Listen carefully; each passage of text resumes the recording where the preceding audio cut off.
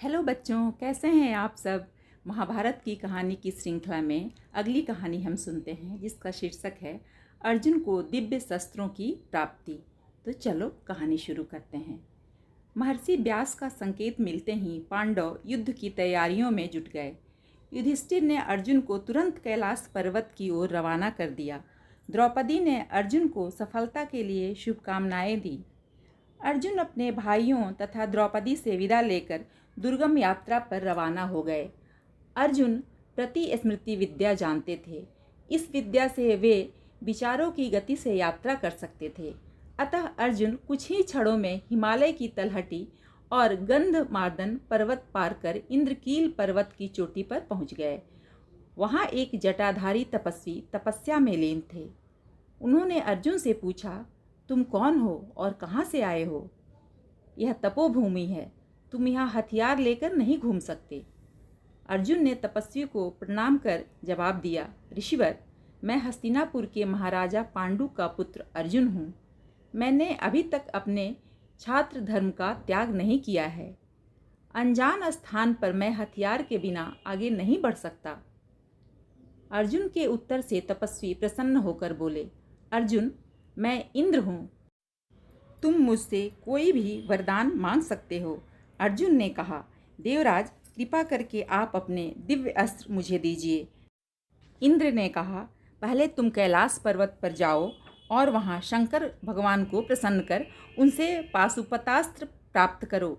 इसके बाद ही सभी देवता तुम्हें दिव्य अस्त्र प्रदान कर सकते हैं। अर्जुन कैलाश पर्वत पर जाकर भगवान शिव को प्रसन्न करने के लिए तपस्या करने लगे। कुछ दिनों के बाद भगवान शंकर अर्जुन की परीक्षा लेने के लिए एक भील का रूप धारण करके उनके पास आए। उनके साथ माता पार्वती तथा उनके सैकड़ों गण भी थे। इतने में भगवान शंकर की नज़र मूक नाम के एक राक्षस पर पड़ी। वह सूअर के रूप में अर्जुन पर आक्रमण करने जा रहा था। भगवान शंकर ने तुरंत सूअर को लक्ष्य करके उस पर बाण चलाया। ठीक उसी समय अर्जुन के धनुष से निकला हुआ बाण भी सूअर को लग गया। सूअर के प्राण निकल गए। अर्जुन भील के वेश में आए भगवान शंकर को पहचान न सके। अतः उन्होंने भील से कहा, तुमने मेरे शिकार पर बाण चलाने की हिम्मत कैसे की? भगवान शंकर ने जवाब दिया, मैंने तुमसे पहले सूअर को अपना लक्ष्य बना लिया था, इसलिए यह तुम्हारा नहीं मेरा शिकार है। यह कहकर भील खिलखिलाकर हंसने लगा। उसका यह व्यवहार अर्जुन को बहुत अपमानजनक लगा। उन्होंने धनुष संभाला और उस भील पर बाण बरसाना शुरू कर दिया, पर भील के शरीर पर इसका कोई असर ही नहीं हुआ। वह उसी तरह खड़ा हंसता रहा। उन्होंने तलवार से भील पर आक्रमण कर दिया। भील ने अर्जुन की तलवार के टुकड़े टुकड़े कर दिए। अंत में दोनों में मल्ल युद्ध शुरू हो गया। लड़ते लड़ते अर्जुन थक कर गिर पड़े। उन्होंने भगवान शंकर की मूर्ति को फूलों की माला पहनाई और फिर भील से लड़ने के लिए तैयार हो गए। पर भील के गले में भी वही माला देखकर अर्जुन को बहुत ताज्जुब हुआ। अर्जुन ने मुड़कर मूर्ति की ओर देखा तो माला गायब थी। वे तुरंत भील के चरणों में गिर पड़े।